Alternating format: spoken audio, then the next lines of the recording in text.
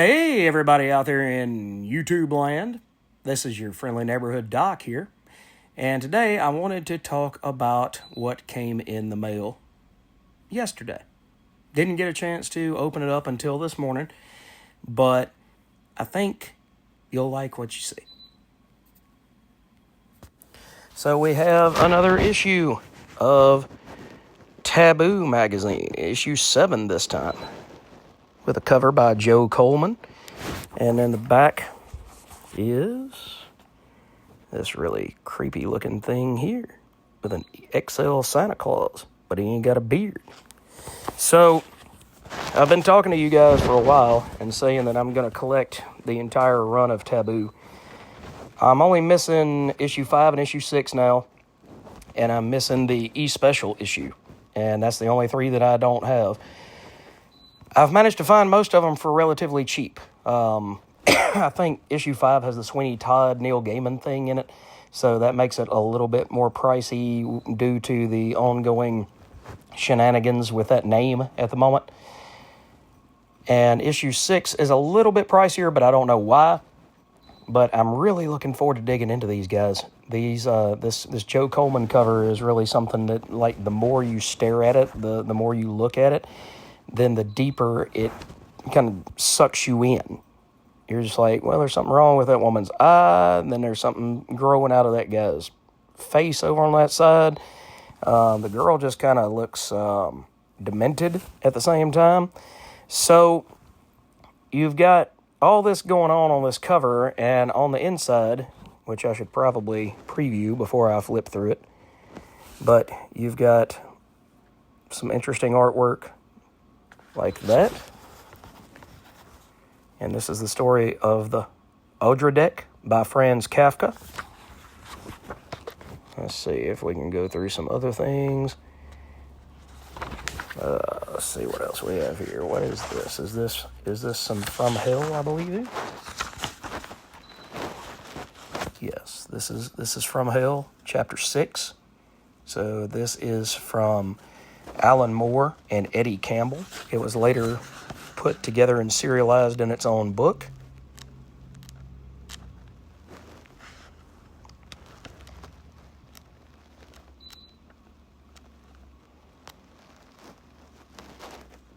So I don't want to show you too much of everything, but the point of Taboo was to surprise and shock, just like the old EC comics used to do back in the day. The EC suspense stories, all of those original 1950s stories were the ones that Steve Bissette and his friends grew up on. And so I can see where it would twist a kid in a good way. It's kind of like, I don't have a son, but I've got a stepson. But if I had my own son, in addition, I probably would have tried to get one of them to start reading old sci-fi novels like Ben Bova stuff or Arthur C. Clarke, some of the classics, along with some of the newer, the Star Wars trilogy books that came out, Timothy Zahn, The Last Command trilogy. And that's because that's what I grew up on. I would always say that the Todd McFarlane run on Spider-Man is one of my favorites because that's what I grew up on. But these guys really hit it out of the park because you've got good horror, you've got an amazing magazine, you've got stories that intrigue and pull you in, and they're from all over. You've got Franz Kafka in there with Jack the Ripper and a bunch of other different stories. So to see all of this put together in a magazine, it probably wouldn't fly today.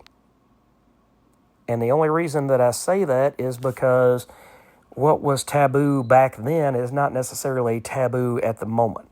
The world has become so far desensitized to the things that were in this magazine, for the most part, that it wouldn't shock and awe and explode, and your head wouldn't blow up like that dude off Scanners. It wouldn't do that. But they're good stories, and they're good, solid stories. And more importantly, what you've learned about the indie books and what I've learned about reading a lot of indie books now instead of reading just straight Marvel and DC is a lot of people put their heart and their soul into a book like this where they would choose not to or just couldn't bring themselves to if it was a major publication because they realize they're doing it for the love. They've got skin in the game as far as that goes. They know that the people that are going to buy this magazine, the people that are going to subscribe at the time that you could subscribe to it, those people are going to do it because they love the genre. They love pure horror. They love pure imagination. They love seeing more than just Swamp Thing or Green Lantern or Spider-Man or Peter Parker or any of those things. They want to see something that horrifies them. But if they're like me, then when they see something that horrifies them, sometimes they smile. Because horror is so many different genres, so many different facets to it. It's like a diamond. It really is. You hold it up in your hand and you can see so many different ways to look at the same situation in horror. You know, that's why I think a lot of people have lost the ability to make a good horror movie is because they don't know what scares people anymore. Here, they tap into primal fears, things that go bump in the night. And that will always get a reaction from some people. So, anyway, just wanted to show you what came in the mail. So I hope you guys enjoyed this video. Keep watching. I've got more things. I don't want to become just a review channel. That's not what I'm here for. I want to do reviews, but I want to talk about these things and talk about them critically and with thought and with process so that we go through and it's not, oh man, I really dug the art and the writing was amazing. You've got to go buy this book. And then 2 minutes later, the video shuts off. I want to sit down with some of these when I get a little bit longer time, when I have the whole series in front of me, and say, this is what it made me feel like. And not necessarily go through each book story by story, but pick out maybe 2 stories from each issue and go through them with a fine-tooth comb. So if you guys would like to see that once I get the entire run, please let me know. Pop it in the comments section.